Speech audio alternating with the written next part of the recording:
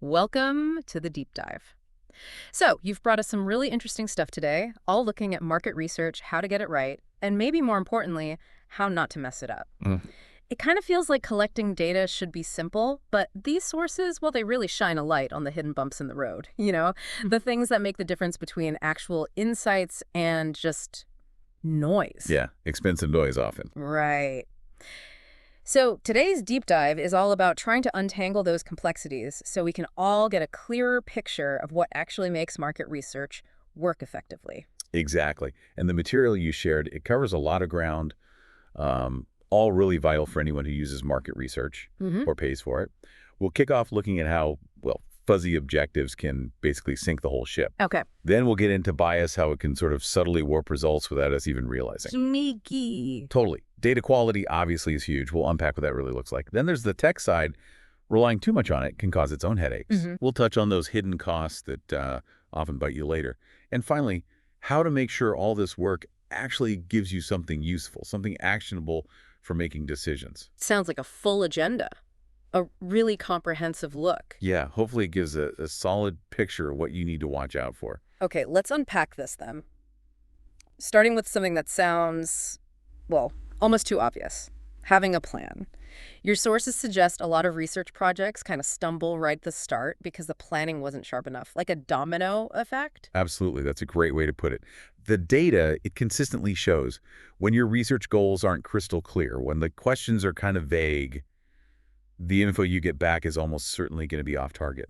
Uh, I mean, some studies suggest like over 40% of market research budgets get wasted just because the objectives weren't properly nailed down first. wow, 40%? That's huge. It is. Yeah. Think about it. If you don't know exactly what you need to find out, how on earth can you design a study to get you those answers? Yeah, makes sense. The example in the sources about the business that didn't really identify its ideal customer, that's classic. Imagine, spending all that time and money surveying people who are never actually going to buy from you, You'd get data, sure. but it wouldn't tell you anything useful about your real market. Just noise again. And it's not just about knowing who to ask, is it? The sources also hit on how often the time and the resources needed get underestimated. It's not just firing off a quick online survey. Not at all, no. A good plan, a realistic plan, needs to factor in all the steps. And that includes stuff people often skip over, maybe to save time or money up front. Like what? Well, pilot testing your survey, for instance. Yeah. Super important. It helps you catch confusing questions or, tech glitches before you send it out wide. Okay, yeah. And proper data verification, checking for errors, inconsistencies. That takes time too. Skipping those things.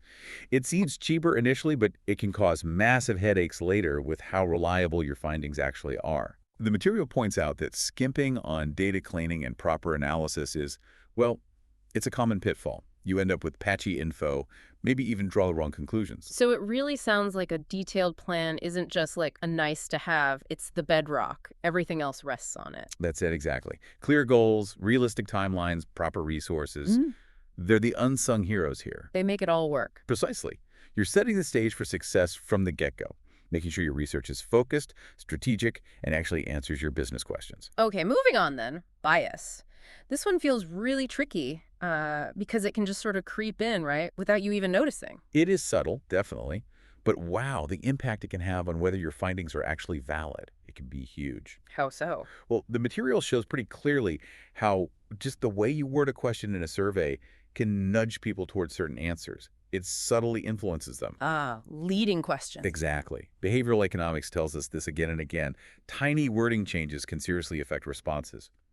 And then there's sampling bias. Meaning who you choose to survey. Yeah. If the group you survey isn't actually representative of the bigger market you care about, well, your conclusions just won't hold water for that broader group. They won't be generalizable. And then there's confirmation bias. I thought that example was really good. The company that only listened to the good feedback on its new product and sort of ignored the criticism. Yeah, that resonated, didn't it? It's like we're wired to look for proof that confirms what we already believe or what we want to believe. Definitely feels human. It is. But in market research, that tendency can paint a really lopsided picture. You might end up making big decisions based on, well, wishful thinking backed by selective data. So you missed the crucial negative feedback. Right. The sources really stress that actively looking for those dissenting views, the critical points, It's just as important, maybe even more important, than just collecting the praise. Okay, so how do we fight against these biases? The sources mention some actual strategies, right? They did, yeah. First off, writing surveys, using neutral language. No pushing people one way or the other. That's basic, but vital. Makes sense. Then, using proper random sampling techniques, that's how you get a group that truly reflects your target market, or as close as possible. Okay.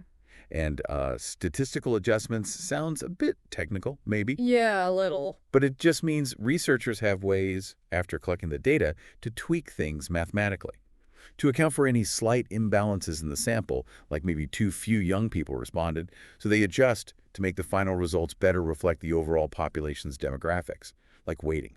Gotcha. So adjustments to balance it out. Exactly.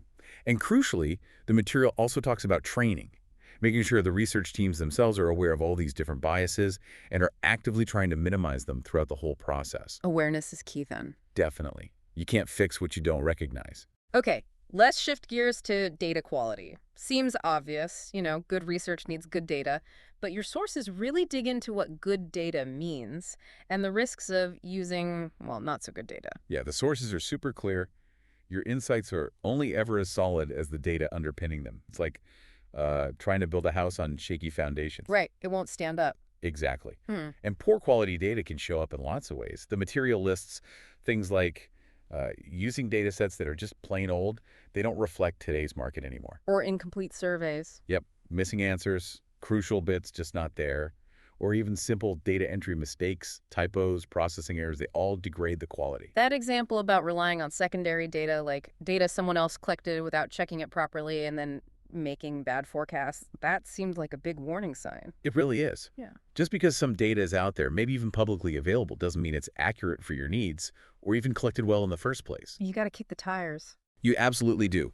Check the source, understand how they gathered it, how old it is it really relevant to your question? And the sources also point out how your own survey design affects quality. How so? If your questions are confusing or ambiguous, or maybe the survey is just way too long and complicated. People tune out or drop off. Exactly. Higher dropout rates. Yeah. And the answers you do get might be rushed, unreliable, hard to interpret. Yeah, I can see that. But then there's that challenge, isn't there? Trying to get enough detailed info without burning people out with a monster survey. Sounds like a balancing act. It's definitely a tightrope walk. The key, according to these sources, is to really prioritize getting data from trustworthy places. Implement checks, validation techniques to make sure the info is accurate and consistent. Using tech for that. Yeah. Automated tools can help flag inconsistencies or potential errors. And, critically, cross-referencing.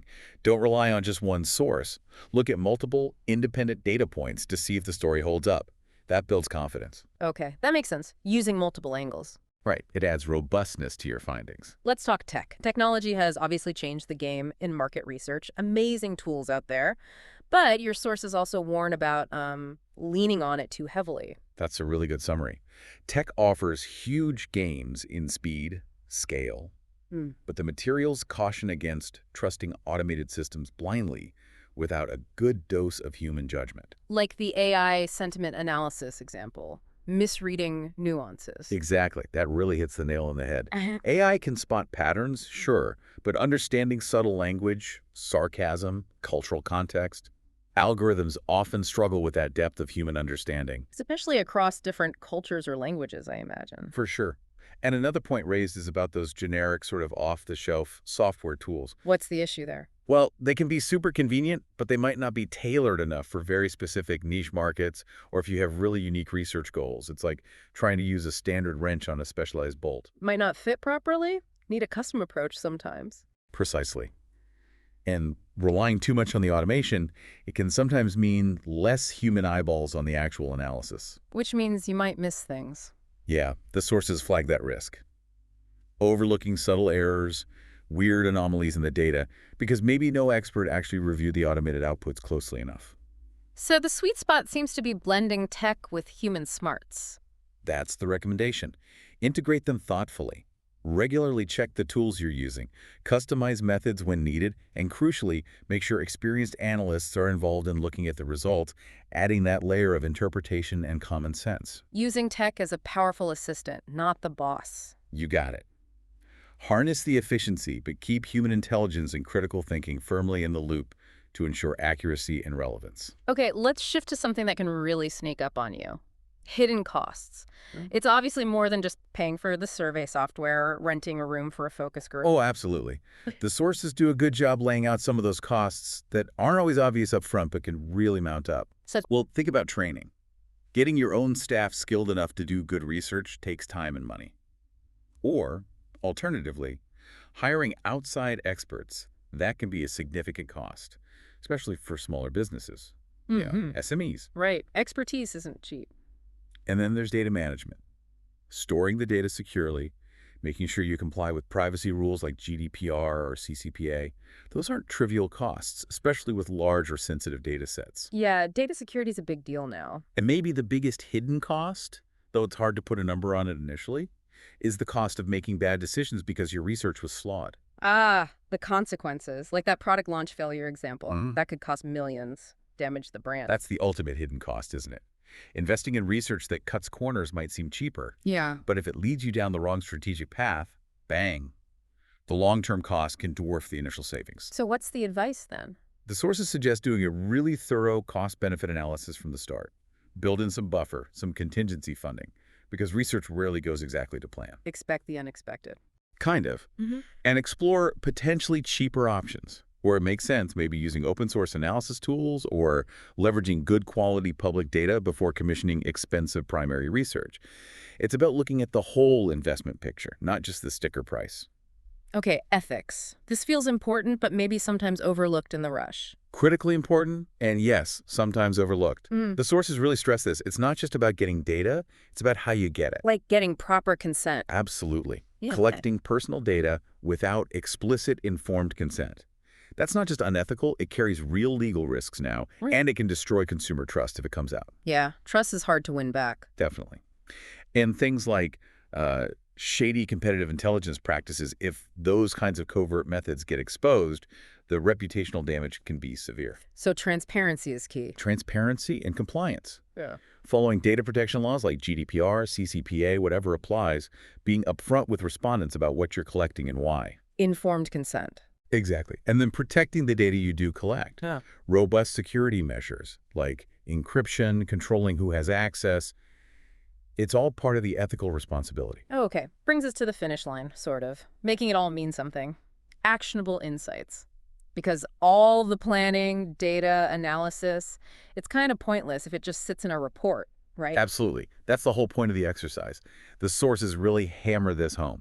Yeah. You need to start with the end in mind. Clear, specific, measurable objectives right from day one. So not just, let's understand customer satisfaction. Right. Much better to focus on something specific like, what are the top 3 factors driving repeat purchases in our key demographic? Or what specific pain points lead customers to switch to competitors? Much more targeted, much more actionable. And then presenting the findings. You can have great data, but if no one understands it. Exactly. That's where things like data visualization tools come in. Tableau, Power BI, tools like that. They can make complex information much more accessible, turning rows of numbers into charts and graphs people can actually grasp quickly. Makes it easier to see the story in the data. Precisely. And the sources also mention integrating these market research findings with your other business data, your broader analytics. Why is that important? It puts the research into context. You see how it fits with sales trends, operational data, marketing campaign results. It helps ensure the insights actually align with a bigger business picture and strategy. So it's not just a standalone project. Ideally, no. It should feed into the overall business intelligence. And one more thing the sources suggest. Yeah. Follow-up studies. Don't just do one piece of research and assume it holds true forever. Markets change. Validating your initial findings later, checking if things still hold true. That builds confidence and keeps insights relevant. Makes sense. Things move fast. They certainly do. Now, before we wrap this up, there was that statistic you mentioned from the Insights Association Yeah. about the ROI. Seemed pretty compelling. Yeah, it really stood out. The finding that businesses investing in high-quality market research see, on average, a return of $5 for every $1 spent. Wow. 5 to 1. It's a powerful number. Really underlines why getting this stuff right, The planning, avoiding bias, ensuring data quality, managing costs, focusing on actionable insights isn't just about avoiding mistakes. It's a strategic investment that can pay off significantly. Definitely puts all these potential pitfalls we've discussed into perspective. Worth getting right. Absolutely. Okay, so summing up, we really covered a lot. The absolute need for solid planning upfront, being super aware of bias and actively working against it, making sure your data is actually good quality, finding that smart balance with technology, Right. keeping a sharp eye on all the costs, not just the obvious ones, sticking to ethical practices, and always focusing on getting insights you can actually use. That's a great recap. It is multifaceted for sure. But knowing about these potential traps, well, it feels like the essential first step to actually navigating it all successfully. Exactly. And hopefully, by understanding these challenges, you, our listener, feel a bit better equipped now, better able to evaluate research, ask the right questions, and know what good, robust research should look like for your own needs. Definitely food for thought. Which brings us to a final thought for you listening. Considering everything we've talked about today, planning, bias, data, tech, costs, ethics, insights, which one aspect do you think gets underestimated the most often in market research? And maybe more interestingly, what could be the single biggest win from focusing more attention on that specific area in your own context? Something to chew on. Thanks for diving deep with us.